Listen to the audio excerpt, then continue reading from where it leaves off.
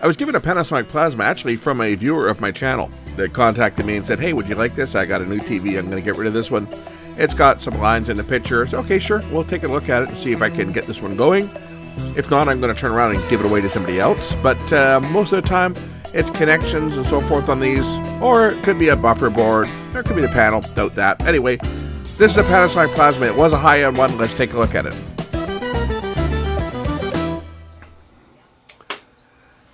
Today I have a Panasonic plasma TV. This one was given to me. And the fellow said it started out with a single line and then it got progressively worse. So this could be a panel problem. I doubt it. This is going to be either a buffer board problem or a connection problem with the tabs. For sure. Because of how plasmas work. Plasma, the vertical lines are all driven by ICs that are part of the panel. The driver chips. The horizontal drive is done by the buffer boards, which are the ones on the right side of the panel, or left side looking from the back. So we may have a bad buffer chip. That's a possibility. Or hopefully it's just that one of the connectors need to be reseated. But it's likely a buffer chip that's bad. And that's bad in that case because I don't know that I would be spending the money to buy a new buffer board. Unless I happen to have one, which I seriously doubt. But we'll get the back off this one and just see what it is. And hopefully it's something that's fixable. Now, I think I've mentioned this before, maybe not, but if I haven't, I will. There's basically 3 good things about plasma TVs. 1, they have a pretty good picture. Have an excellent picture. 2, they keep you in shape because they weigh a ton and it keeps you in shape just being able to lift the goddamn things. And 3, they help heat your house. I don't need to bore you with removing the back, so let me get the back off of it and then we'll tackle the problem that this one has. You can tell the set draws a lot of power. It's got 4 cooling fans on the back. I figured out one of the reasons why these things weigh so much. Look at all the screws I got to take out of them. Alright, I think I got all the screws. Pretty sure I got them all. Let's see if the back will lift off. That back actually has little hangers to stop it from falling off, because this thing will be sharp as a knife. And I'm sure more than one service tech working on these things lost a pound of flesh when they got cut by the back. Just wanted you guys to see this thing when I opened it up. It is absolutely loaded. Absolutely loaded with circuitry. Like, this is why these sets cost so much money when they were new. Holy crap. Look at it all. Look at all these IGBTs. Like, where do you begin? Well, I'll tell you where I'm going to begin. I'm going to begin by just reseating all of these connectors because that is a good chance that's where our fault is that. I'm certainly not going to be changing any boards if a board is bad. I mean, it would either be the upper or the lower, what they call the Y buffer board. So you got your Y main or Y sustain board here, upper and lower Y buffer boards. This one has boards along the top and along the bottom because this was a full HD panel.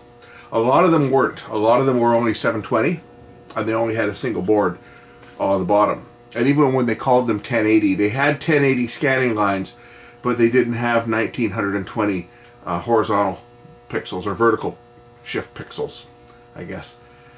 They kind of cheated. This one is a full HD panel. It has boards on the top, and there's ICs in behind here which are actually part of the panel. And if you get vertical lines in them, then it's the panel that's shot, because these ones here are actually part of the panel, but the other ones are driven externally. This other board over here, this is the main common board. This drives the entire panel, and when that one goes bad, you just don't get a picture at all. Now these ones here, make sure that the screws are tight, because loose ground screws, they should be tight, because the fellow that owns it told me he checked them.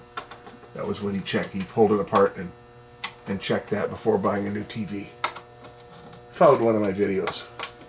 So I'm assuming that he got all those, but what I don't think he did is I don't think he probably did the tabs, undid the connectors and reconnected them, to do that, I have to pull off this bracket somehow, however it comes off, because I can't access the ones in behind here until I remove that.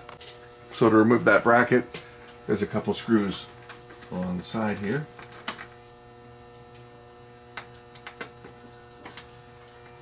And all I'm going to do before I try anything else is unplug the connectors and plug them back in, just in case it's one that has come unseated, because it does happen.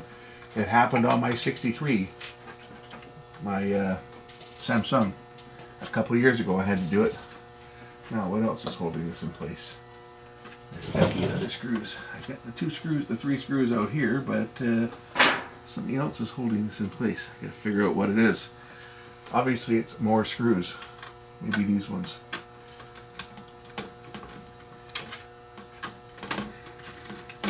And I should add that since my Samsung 63 had the black, if you guys remember, it had the black bar at the top, the horizontal bar. And when you tap the side of the set, it increased in size. And that was, I don't know, 2020, I think. It was before the pandemic, so it was at least 4 years ago that I fixed that, and it's still going strong.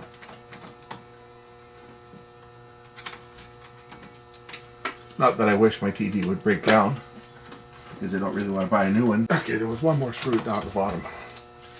And now I can lift this out of the way. And again, what I'm interested in is just opening these connectors up and unseating them. I just don't know how these open. I think they just flip up. I might break them doing this. I don't think I've ever opened these ones before, but I think they just flip up like that. Yeah. So the connectors just flip up.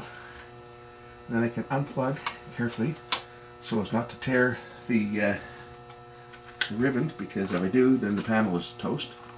I should be able to just unplug these and plug them back in.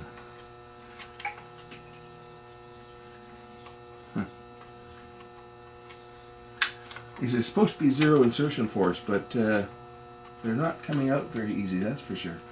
It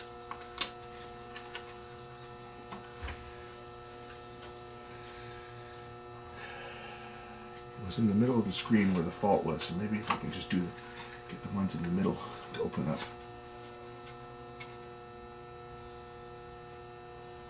See, these should just slide out. But they don't want to move.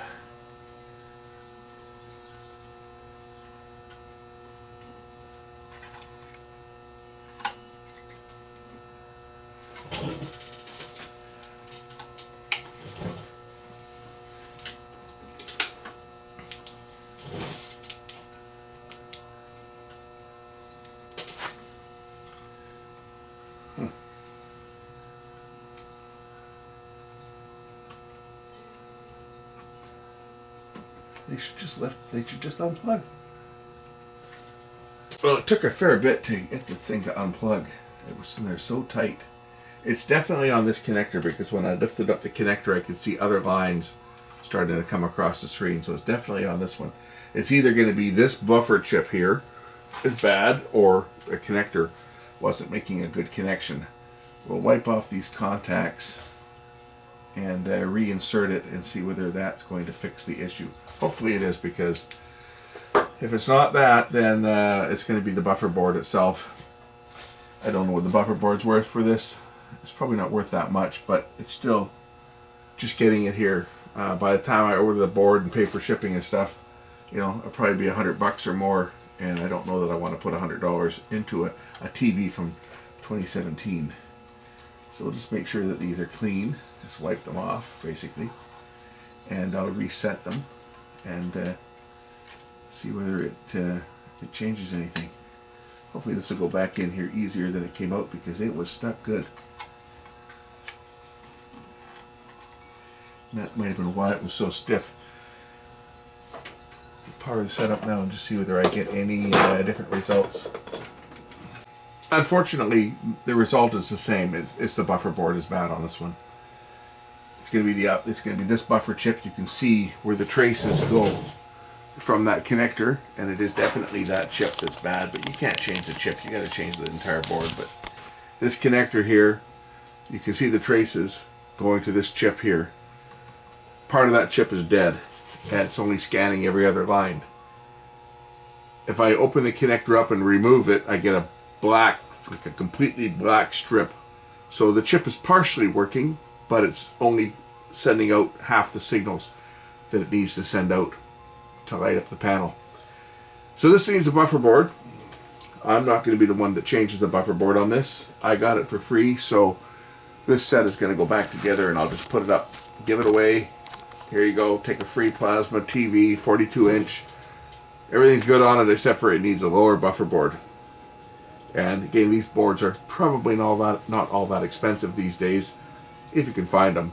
These TVs are getting pretty long in the tooth, so you don't want to put much into them. But if someone wants a plasma TV, I got it for free. I got it basically to do a teardown and show it off on the channel and see if I could get it going. We know where the problem is. This is buffer board, and I'm not going to fix it just because, one, I don't need another TV. I've got several others. And two, I don't feel like buying a part for it. So unfortunately, that's how it's going to go out.